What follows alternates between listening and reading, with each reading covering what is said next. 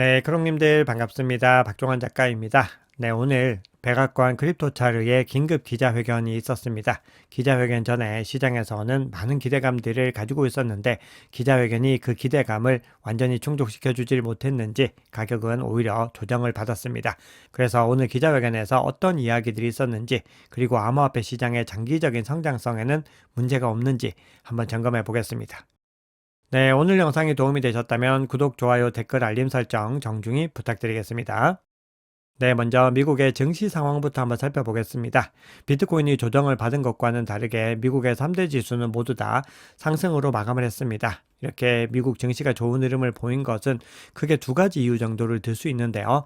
첫 번째는 이 캐나다와 멕시코에 이어서 중국과도 대화를 통해서 이 관세 부과를 극적으로 유예할 수 있다. 이런 기대감들이 시장에서 나오고 있습니다.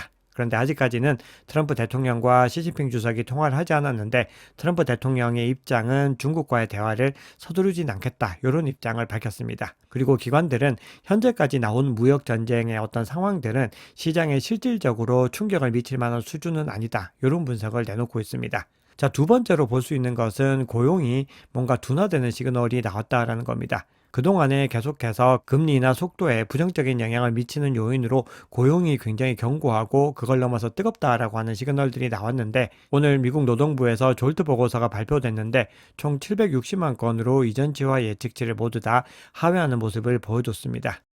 네, 그런데 고용시장의 전체적인 흐름들을 더 뚜렷하게 확인하기 위해서는 이번 주에 발표되는 고용지표들을 다 소화를 해야 됩니다. 그래서 오늘 밤에도 ADP 비농업 부분 고용 변화가 발표되는데 민간 고용의 흐름들이 어떻게 이어지고 있는지를 확인할 수 있고요. 그리고 서비스 구매 관리자 지수도 발표가 되기 때문에 전체적으로 경기의 흐름에 대해서도 조금 더 구체적으로 확인할 수 있습니다. 그런데 가장 중요한 것은 계속해서 강조드리고 있지만 이번 주 금요일에 발표되는 실업률과 비농업 고용지수입니다. 이 비농업 고용지수는 졸트 보고서에 의해서 뭔가 좀 전체적인 방향성들을 갖다가 점검을 할 수가 있는데 특히 중요하게 봐야 되는 것은 실업률입니다. 고용이 전반적으로 너무 뜨겁지 않게 나와야 되지만 그렇다고 해서 실업률이 늘어나면서 고용이 완전히 꺾이고 있다라는 시그널이 나왔을 때는 또 다른 방향에서 굉장히 부정적인 영향을 줄 수 있습니다. 그래서 지금 결과가 나오는 것들은요.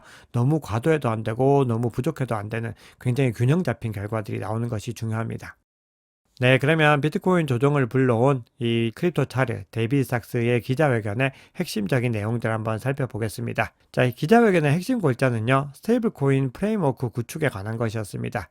이 스테이블 코인을 통해서 달러의 글로벌 지위를 견고하게 하겠다라고 하는 방향성들을 이야기를 했습니다. 그리고 비트코인 준비금의 실현 가능성과 타당성에 대한 평가를 진행 중이다. 이렇게 언급을 했습니다. 그러면서 이 작업은 트럼프 행정부의 최우선 과제이고 트럼프 대통령이 우리에게 지시한 가장 첫 번째, 가장 중요한 것이었다라고 얘기를 했습니다. 어제 발표된 국부펀드 행정명령 발표를 통해서 여기에서 비트코인이 어떤 역할을 할 것인지에 대한 질문에 대한 답변으로 나온 겁니다. 그리고 추가적으로 규제 명확성을 위해서 노력하고 있고 NFT와 민코인은 증권이 아닌 수집품이다. 이런 입장을 밝히기도 했는데요.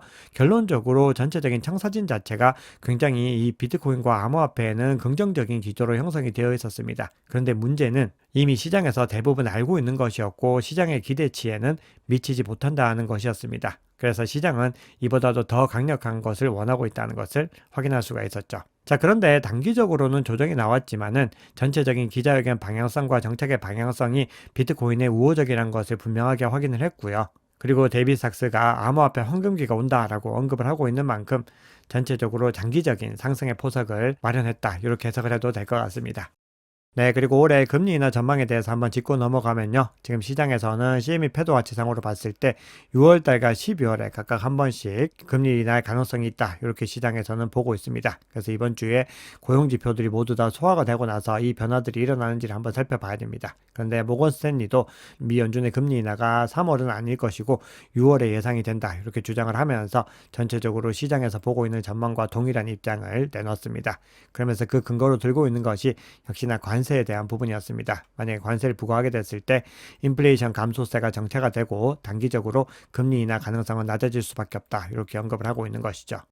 네, 그러면 온체인 지표 통해서 시장의 상황을 조금 더 깊이 있게 들여다보겠습니다. 네, 먼저 비트코인 네트워크의 펀더멘털에 대한 지표들을 한번 살펴볼 텐데요. 비트코인 해시레이트가 계속해서 상승 추세를 유지하고 있고, 그리고 역사상 최고점을 계속해서 경신을 하고 있습니다. 그만큼 비트코인 네트워크가 굉장히 강력하면서 안정적으로 운영되고 있다는 것을 확인할 수가 있습니다. 네, 이렇게 해시레이트가 꾸준히 상승한다고 하는 것은 비트코인 가격의 장기적인 상승에도 가장 큰 영향을 줄 수가 있습니다. 네, 개체 조정된 비트코인의 이체량을 살펴봤을 때도 비트코인의 펀더멘털이 강하게 유지되고 있는 것을 확인할 수 있는데요. 비트코인 이체량을 살펴봤을 때 지난 365일 동안 비트코인 네트워크는 하루 평균 87억 달러의 전송을 처리를 했습니다. 그리고 작년에 이체된 총 가치를 갖다 환산해 봤더니 3.2조 달러에 달했습니다. 굉장히 천문학적인 자본이 이동했다는 것을 확인할 수 있죠. 자, 이 얘기는 비트코인 네트워크에서 결제된 이 경제적인 거래량이 증가했다는 의미이기 때문에 비트코인 네트워크의 유용성이 굉장히 뛰어나다라는 것을 확인할 수가 있습니다. 자, 그리고 그동안에 비트코인에 실행된 시가총액으로 봤을 때도 꾸준히 증가했기 때문에 이 얘기는 비트코인이 굉장히 큰 가치를 지닌다는 것들도 확인을 했습니다. 따라서 비트코인은 화폐로서의 입지와 그리고 디지털 금으로서의 어떤 정체성에서도 확고한 입지를 가져가면서 가치와 유용성을 모두 다 가지고 있는 자산이다라는 것을 확인을 했습니다. 네, 그런데 그동안의 어떤 상승세의 흐름을 살펴봤을 때 투자의 주체들이 바뀌고 있는 것들을 확인할 수 있었는데요. 소액 지갑, 즉 비트코인을 소량으로 보관하고 있는 지갑의 어떤 추이들을 살펴보면은 2021년 전고점 대비로 많이 하락한 것을 확인할 수 있습니다. 이 두 개의 어떤 주체들인데요. 그동안에 대세 상승장이 진행되면서 전체 거래량 자체가 굉장히 많이 늘어났고, 그리고 비트코인 가격도 크게 상승을 했습니다. 보시면 이체량 자체가 최근에도 굉장히 많이 나오는 것을 확인할 수 있는데, 그럼에도 전체적으로 소액 규모의 지갑에서의 어떤 흐름들이 줄어들었다라고 하는 것은 비트코인의 새로운 수요는 개인보다는 이제 대규모 기관에 의해서 주도되고 있다는 것을 확인할 수가 있습니다. 네, 그리고 비트코인의 실현된 변동성 지표를 살펴봤을 때 현재 역사적으로 굉장히 낮은 수준에서 거래가 되고 있습니다. 이렇게 낮은 수준에서 거래가 되고 있다는 것은 변동성이 낮다는 의미이고, 그만큼 대세 상승장 정점까지는 아직까지는 거리가 멀다라는 것을 의미합니다. 최근 이번 대세 상승장이 진행되면서 3개월을 기준으로 해서 실현된 변동성을 살펴봤을 때 이번 주기에서 가장 높았을 때는 60% 정도를 찍었었고, 지금 현재 시점은 50% 내외에서 움직이고 있는데요. 지난 대세 상승장 두 번의 정점들을 확인했을 때는 그보다 더 월등하게 높게 올라가는 것을 확인할 수 있습니다. 기본적으로 이런 고점들을 살펴봤을 때도 80에서 100% 이상을 초과했던 것을 확인할 수 있고요. 가장 정점을 찍었던 순간들을 살펴보면은 110%와 144%가 나오고 있습니다. 그만큼 현재 50%와는 상당한 거리가 있다는 것이고, 결국 대세 상승장 정점으로 가게 됐을 때는 이 변동성 주의가 월등하게 더 높아질 수 있다는 겁니다. 그만큼 가격이 더 월등하게 상승할 수 있다는 의미입니다. 네, 시장의 관심도도 굉장히 낮게 형성이 되고 있습니다. 구글 애널리틱스 같은 검색 툴을 확인했을 때 2021년 대세 상승장 정점과 비교했을 때 굉장히 낮은 수준을 유지하고 있는 것을 확인할 수가 있습니다. 그리고 이번 대세 상승장 기간 동안에 가장 정점을 찍었던 순간에도 2021년 대세 상승장과 비교했을 때는 월등히 낮은 수준을 유지하고 있죠. 그만큼 아직까지는 지난 대세 상승장에서 기록했던 열광 수준에는 도달하지 못했다라는 겁니다. MVRV 지표는 시장의 추세를 확인하는 가장 중요한 온체인 지표 중 하나인데요. 고래들의 MVRV 지표를 살펴봤을 때도 아직까지 낮은 수준을 유지하고 있습니다. 지난 대세 상승장 정점과 비교했을 때 굉장히 낮은 수준이고요. 이 흐름들이 계속해서 하향 추세를 그리고 있지만 그럼에도 아직까지는 많은 여유들이 남아있는 것을 확인할 수 있습니다. 네, 이번에는 무기한 선물 펀딩 레이트의 24시간 이평선을 한번 살펴볼 텐데요. 지난 월요일에 가격이 크게 조정을 받았던 구간에 음수로 전환하는 것을 확인할 수 있습니다. 그런데 과거의 흐름들을 한번 살펴보시면은 2024년부터 올해 초까지의 전체 흐름에서 7번째로 음수로 전환했습니다. 그래서 이만큼 많이 조정을 받는 구간들이 많지 않다는 거죠. 그만큼 월요일에는 꽤 큰 수준으로 조정을 받았다는 것을 확인할 수 있습니다. 그리고 과거 6번의 사례에서 봤을 때 그 이후에 강세 모멘텀으로 전환을 한 것을 확인할 수 있기 때문에 뭔가 응축의 단계들이 이제는 조금씩 마무리 수순으로 가고 있다, 이렇게 볼 수가 있습니다.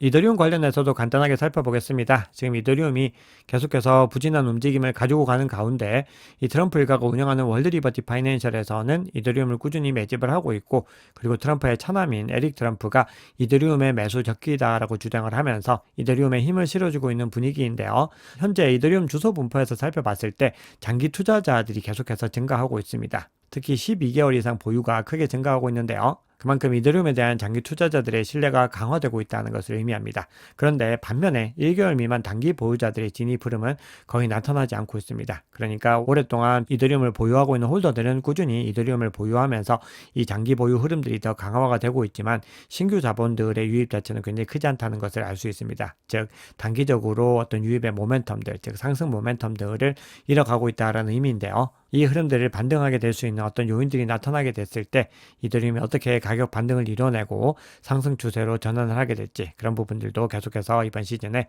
지켜보셔야 됩니다. 네, 그러면 시장의 중요한 이슈들을 한번 살펴보겠습니다. 네, 지금 전체적으로 온체인 지표상으로 살펴봤을 때 비트코인의 펀더멘털은 강하게 유지가 되고 있고 그리고 반전에 대한 시그널들이 나타나고 있고 그리고 대세 상승장 정점까지는 아직까지 거리가 있다라고 하는 시그널들이 나오고 있습니다. 근데 지금 시점에서 가격의 어떤 본격적인 상승을 견인하기 위해서는 두 가지 요소가 크게 작용을 하고 있는데 바로 거시경제와 규제에 대한 이슈입니다. 근데 규제에 대한 이슈들이 어제 크립토 차트의 발표에서도 그렇고 국회의 어떤 움직임들이나 SEC 움직임들에서도 새로운 국면을 맞이하는 움직임들을 보이고 있습니다. 아직까지 폴 애킨스가 SEC 위원장으로 정식 임명이 되지 않은 상황에서 이 SEC가 암호화폐 TF를 통해서 새로운 규제 방향성을 모색을 하고 있습니다. 현재 이 TF의 수장은 크립토맘이라고 불리는 헬스 피어스가 맡고 있습니다. 그래서 헬스 피어스가 암호화폐 자산의 증권 여부 평가 및 특정 토큰 발행에 대한 소급적 구제 가능성을 검토하고 있다. 이렇게 코인텔레그래프가 보도를 하고 있습니다. 그러면서 이 매체가 하고 있는 얘기들을 조금 더 구체적으로 들여다보면요. 이 태스크포스는 암호화폐 부분에 대해서 새로운 규제 접근 방식을 모색하고 있다라고 주장을 합니다. 즉 그동안에 게리 겐슬러가 했던 이 쥐팽 위주의 어떤 규제들을 갖다가 탈피해서 이제 뭔가 규제안들을 갖다가 명확하게 하겠다라는 부분들에 방점을 찍고 있다는 겁니다. 그러면서 이 과정에서 SEC가 변화를 맞이하게 될 것이다. 이렇게 매체는 보도하고 있습니다. 미 의회에서도 계속해서 변화의 움직임들이 보이고 있습니다. 미국 상원의 은행위원장입니다. 팀 스콧이 3개월 내에 2개 주요 암호화폐 법안을 상원에서 통과할 것으로 예상하고 있다. 이렇게 주장을 했습니다. 그리고 가장 먼저 통과될 법안으로는 스테이블 코인 법안이 될 가능성이 높습니다. 그만큼 지금 규제적으로 굉장히 빠르게 변화가 일어나고 있기 때문에 이런 부분들이 구체화가 되면은 비트코인 가격은 더 빠르게 올라갈 수 있다는 것을 염두에 두고 계셔야 됩니다. 그리고 이 미국의 하원 금융서비스위원장은 상원과 하원에서 암호화폐 실무 그룹을 구성할 예정이다. 이렇게 이야기를 하고 있습니다. 네, 이번 주에는 마이크로 스트래티지의 추매 소식이 전해지지 않는 가운데 또 다른 나스닥 상장사인 셈러 사이언티픽이 871BTC를 추가로 매수를 했습니다. 현재 3,190개 이상의 비트코인을 보유하고 있습니다. 자, 그리고 비트코인의 관세 전쟁에도요, 지금 현재 흐름들은 2017년 사이클과 유사하다. 이런 분석이 나오고 있습니다. 코인데스크 기사 한번 보시면요. 비트코인은 2021년 11월 FTX 파산 사태 이후로 저점 대비 525% 상승했는데 2017년 사이클도 같은 단계에서 533% 상승을 했었다고 합니다. 그리고 비트코인이 지난 2개월 반 동안에 시장 변동성이 커졌지만 그럼에도 9만에서 10.9만 달러 사이에서 박스권을 형성하고 있는 것은 굉장히 유의미하게 봐야 된다라고 분석을 하고 있습니다. 네, 그러면 CBD 지표 한번 살펴보겠습니다. 네, 현재 110K에서 여전히 가장 강력하게 매도벽이 유지되고 있는 가운데요. 전체적으로 고래들은 매도에 더 집중을 했습니다. 그 가운데 가장 작은 규모의 주황색만 매집을 하는 움직임들을 보이고 있죠. 그래서 전체적으로 시장이 더 본격적인 반등을 이어가기 위해서는 중요한 주체들, 즉 대규모 주체들의 유입이 필요합니다. 네, 비트코인 차트 한번 보겠습니다. 네, 비트코인이 현재 20과 52평선을 다시 하회를 했습니다. 그래서 다시 본격적인 상승 추세로 전환하기 위해서는 22평선과 52평선 그리고 볼린저 밴드의 중심선까지 상방 돌파해서 올라가야 됩니다. 즉, 요 구간들까지 다시 올라가야지 본격적인 상승 랠리를 재개할 수가 있습니다. 네, 그리고 지금 볼린저 밴드 하단 채널에 위치하고 있고 요 구간에서 다시 하방이 타락이 됐을 때는 92개까지가 중요한 지지선으로 볼 수가 있습니다. 그래서 아직까지는 하방이 좀 더 깊이 열려있는 상황이다라는 것을 확인할 수가 있고 만약에 조정 구간들이 크게 나오게 됐을 때는 여전히 바이더딥 전략으로 물량을 모아나가는 전략은 유효하다라고 볼 수가 있습니다. 현재 RSI 상으로 봤을 때 50을 하회하고 있기 때문에 매도세가 소폭 우위에 있고요. MACD도 계속해서 위축 국면을 이어가고 있습니다. 그래서 이번 주에 고용지표들이 발표가 되고 이 결과에 따라서 또 이 반등세 움직임을 가져갈 수 있을지 함께 지켜보면 좋을 것 같습니다. 네, 마지막으로 URPD 지표 한번 살펴보겠습니다. 현재 비트코인 가격은 가장 접전지에 와 있습니다. 근데 매물대가 역사적으로도 가장 많이 형성된 요 구간에 와 있는데요. 이 구간에서 상방 돌파하기 위해서는 요 구간에 높이 형성된 매물대를 뚫고 올라가야 되는데 요 구간이 현재 98.6K에 형성이 되고 있습니다. 그리고 하단 구간에서도 주특기 형성이 되어 있는데 요 구간이 96.4K입니다. 네, 오늘 준비한 얘기는 여기까지입니다. 여러분 오늘 영상이 도움이 되셨다면 구독, 좋아요, 댓글 알림 설정 정중히 부탁드리겠습니다. 지금까지 박 작가였습니다.